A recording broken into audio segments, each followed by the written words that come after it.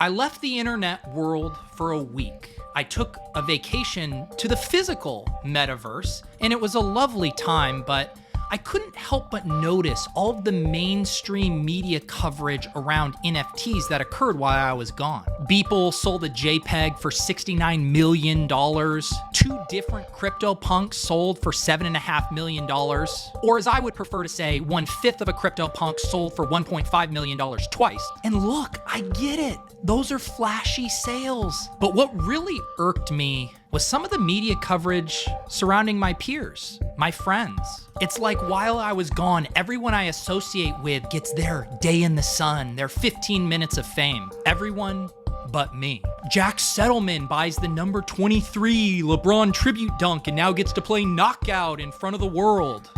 The shot goes up and he just can't. I mean, Roger Clemens. Pete Jennings now gets DMs from Crypto Babe. And then there's Andy and Mike, the Top Shot whales who made a fortune buying LeBron highlights. A publication called the Wall Street Journal actually photographed Mike fully clothed in a sauna and Andy in an apartment he could barely bother to clean while holding a very agitated cat, solely because they bought basketball clips. And I saw all this, and of course I was happy for my friends, but where's my profile?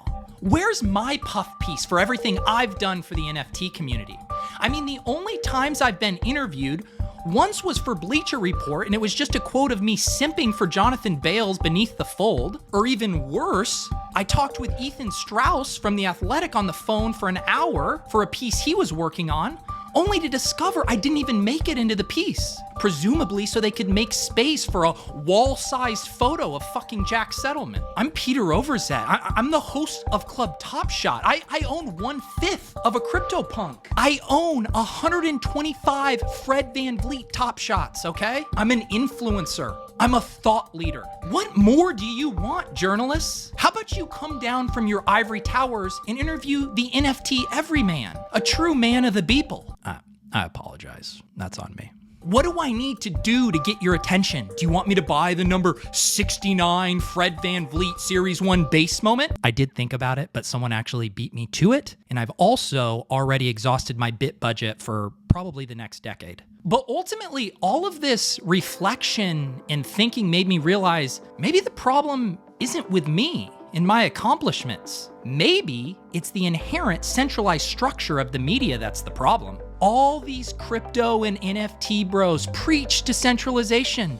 Let's cut out the middleman, they say. Let's bank the unbanked, they say. And yet here they are, these hypocrites, allowing their stories to be told by the centralized media. And how curious that they're willing to go on these gated, exclusive applications to keep out lesser Android users. I got invited to do a Clubhouse the other night. Adrian Wojnarowski was on it. I probably just butchered his last name. And I had to say, I had to say, I'm sorry, guys. I don't have an iPhone. These hypocrites don't only let the media dictate the medium of their message, but also their own personal narratives. Is this not entirely antithetical to the spirit of crypto and NFTs? Isn't this exactly what we're trying to undo here? Shouldn't we be telling our own stories? Isn't it time for the blockchain to allow creators like myself to interview ourselves, to tell the stories of the storyless? I think so. Is this good? Can you hear me? I should probably do my name. Okay. My name is Peter Overzet. Are you gonna ask me a question? Oh, I have to ask myself a question. Okay.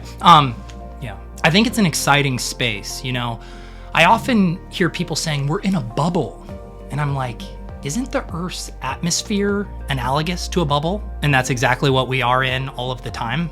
Should we do photos? Can you maybe? Well, yeah, it isn't gonna be a print piece, but I think it'd be cool to have photos. What if I put on my sweater? I wish I had a cat. How does that look? It's nice, right? Do I believe in FOMO? I think you mean fear of missing out. Yeah, I would actually say that's the central thesis behind every investment I make. Did I rescue any moon cats? No, I was on vacation rescuing my marriage. What about bitbirds? I don't know what the fuck those are. But I did see a nice egret on my trip to South Carolina. Sorry, yeah, stay on track. I don't want to do the pronouncing NBA players thing.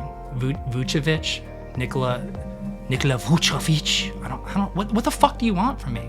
Do I think Beeple deserves $69 million? Deserves a really interesting word. I think Gronk deserves it though. I think Gronk is one of the more preeminent NFT creators we have going in this space right now. Are you gonna ask any questions about me? This is supposed to be a piece about me.